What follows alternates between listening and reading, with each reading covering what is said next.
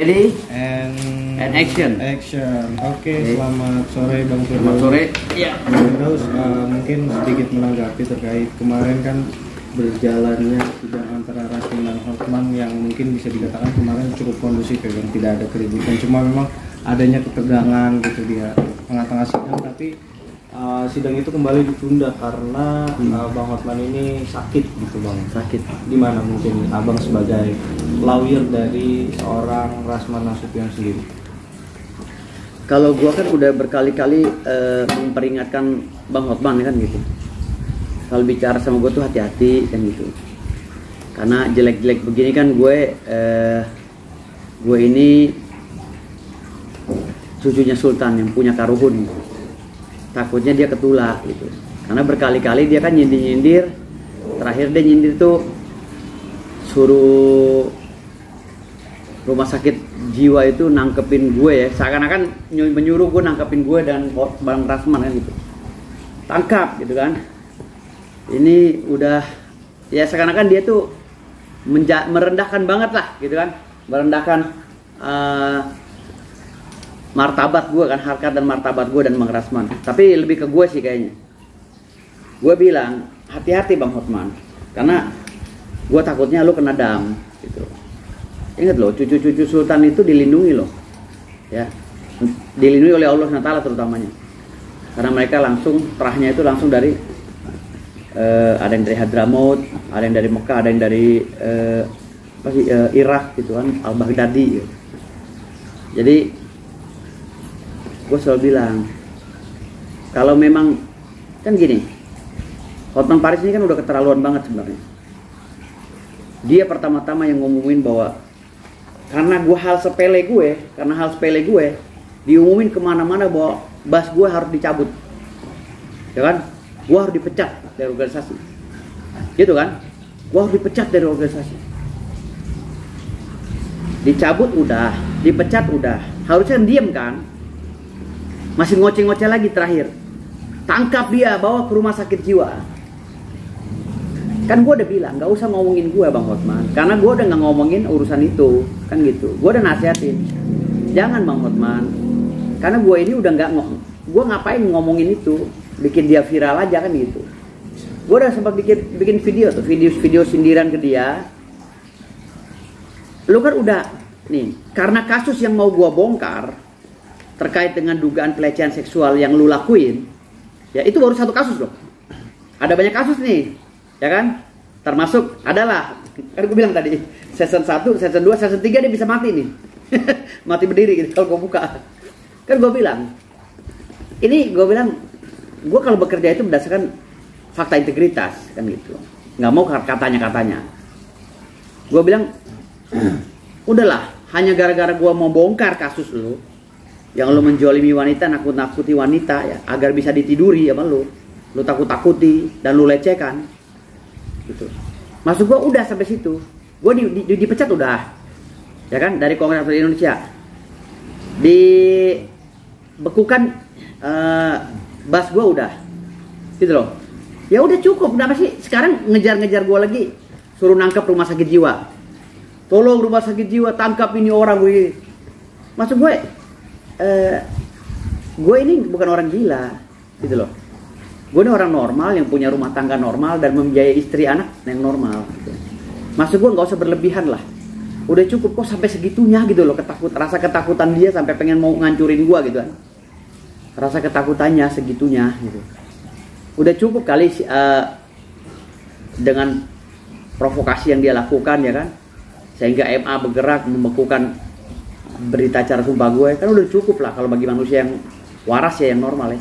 Tapi bukan di situ aja, dikejar terus sampai gue diminta rumah sakit jiwa nangkap gue. Kan apa urusannya gue rumah sakit jiwa nangkap gue? Misalnya sindiran itu terhadap gue, walaupun tidak secara eksplisit menyebutkan nama gue kan gitu. Tapi kan kita orang dewasa tahu, oh nyindirnya kan dia lagi bermasalah dengan gue kan gitu. Gue kan selama ini diam, makanya gue nggak pernah tanggepin dia lagi kan.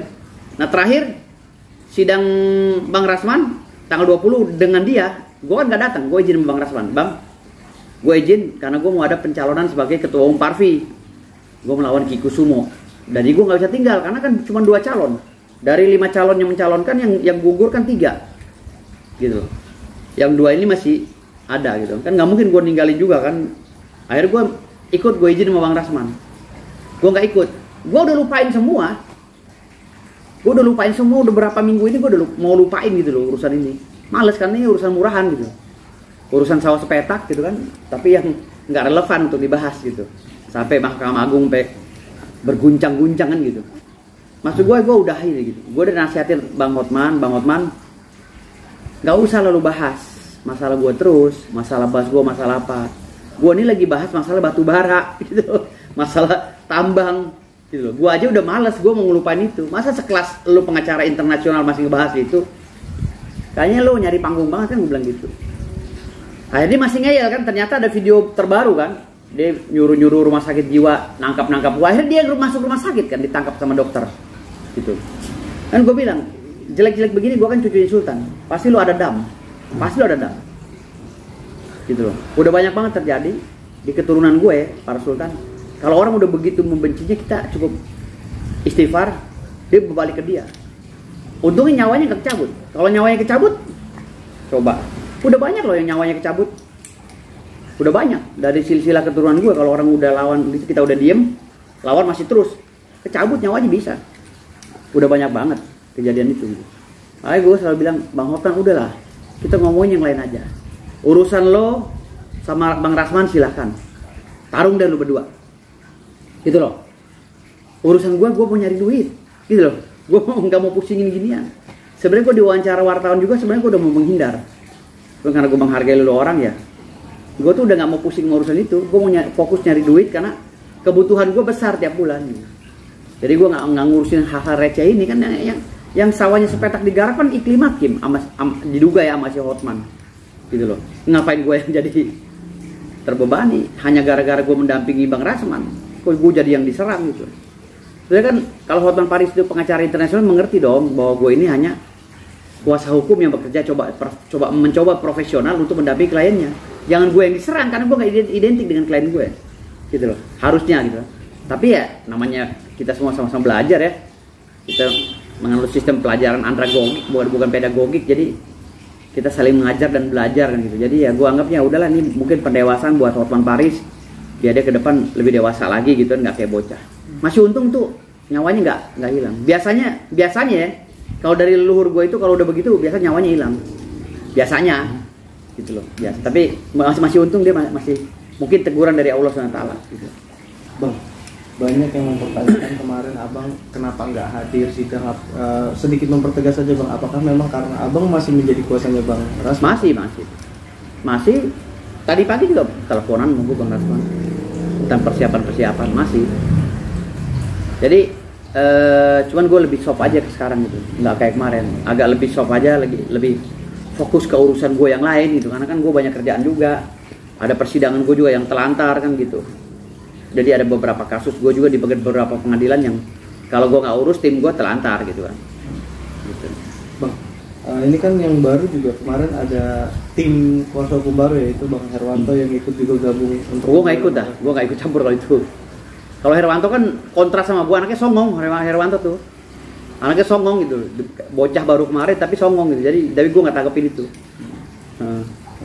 Terlalu banyak omong, terlalu banyak besar mulut Herwanto tuh.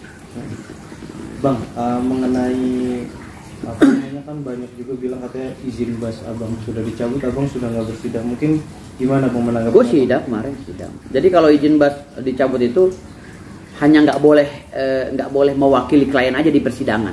Tapi kalau mewakili klien di polisian, di kejaksaan dan lain-lainnya masih bisa gitu loh. Kalau untuk sidang ya tetap aja yang sidang rekan-rekan gue yang lain. Misalnya kantor hukum gue, law firm atau firma gue nih, firma M. Firdaus WWSN Partner menerima klien, kan gue pimpinannya, gue yang memberikan advice, gue yang menganalisa hukumnya harus kemana kita arahnya, arah gugatannya kemana, arah pembelaannya kemana, kan gue semua. Jadi ada beberapa pengacara di kantor hukum gue ini, mereka lah yang sidang. Hanya itu aja sih. Konsekuensi daripada pembekuan itu hanya kita tidak boleh bersidang. Bukan berarti kita berhenti jadi pengacara. Pengacara jalan terus, firma hukum gue berdiri sendiri kok. Beliau mempunyai firma hukum gue ini, bukan beliau.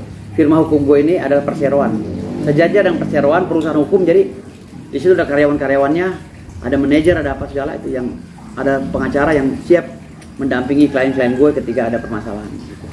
Mungkin kemarin terakhir bersidangnya kapan Bang?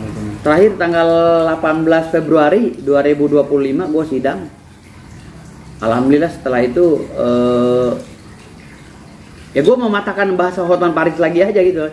Katanya gue kalau datang ke pengadilan diusir, diseret, di apa, nggak ada ini, nggak ada yang seret, nggak ada. Kecuali pidana dan perdata. Kalau gue datang pidana perdata gue sidang atas nama klien tuh udah nggak boleh, gitu loh. Kalau rekan-rekan gue yang lain atas nama kantor gue, law firm M. Firdaus BSA and partner, yang sidang tuh rekan-rekan gue nggak masalah. Namanya nama law firm gue, tapi yang sidang rekan-rekan gue. Memang begitu kan. Dari dulu gue nggak pernah sidang, jarang sidang. Lu lihat aja di video gue, jarang-jarang gue sidang.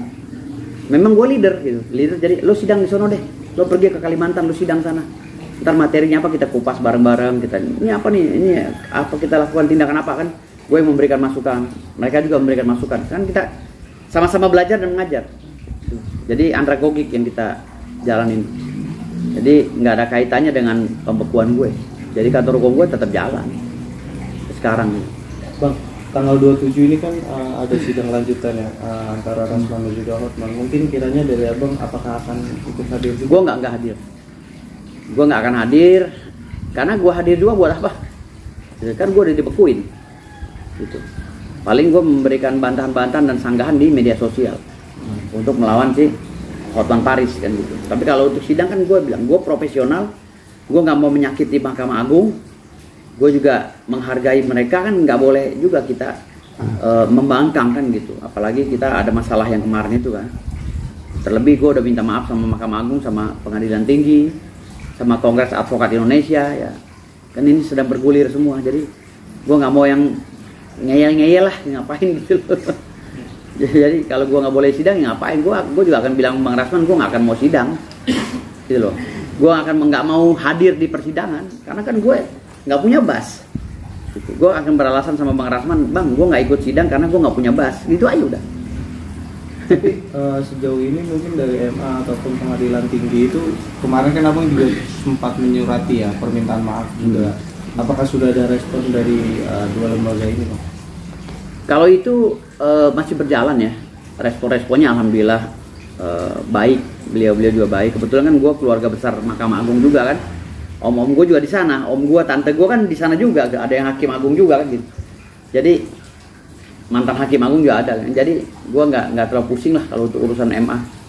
Bang, ada imbas nggak sih Bang dari pencabutan bas ini ke penghasilan Abang? Imbas ya ada penghasilan atau? Oh enggak, penghasilan itu malah nambah klien kemarin. Berarti imbas yang ada apa Bang? Imbas yang ada ya itu sanksi sosial aja, orang dibully apa. Kalau ini kan gue emang dari dulu gue tuh nggak pernah sidang gitu loh. Jarang sidang, jadi dibekukan atau tidak dibekukan nggak ngaruh bagi gue, karena kan gue punya persero, firma hukum gitu, gue direkturnya. Jadi gue nggak pusing gitu loh. Kantor hukum gue ya tetap melaksanakan kegiatan non litigasi bersama gue. Kalaupun litigasi gue delegasikan rekan-rekan gue sebagai advokat yang lainnya. Gitu. Bang, untuk terkait apa namanya, ini kan masih banyak juga yang bilang terkait kepemilikan Abang tanah yang 110. Oh iya, gue mau jelasin masalah Depok kemarin. Oh iya, boleh. Masalah gue sidang di Depok. Gue sidang di Depok itu ya, matiin. Gue sidang di Depok, matiin itu teleponnya matiin. Jadi gue sidang di Depok itu ya, sidang di Depok itu gue mewakili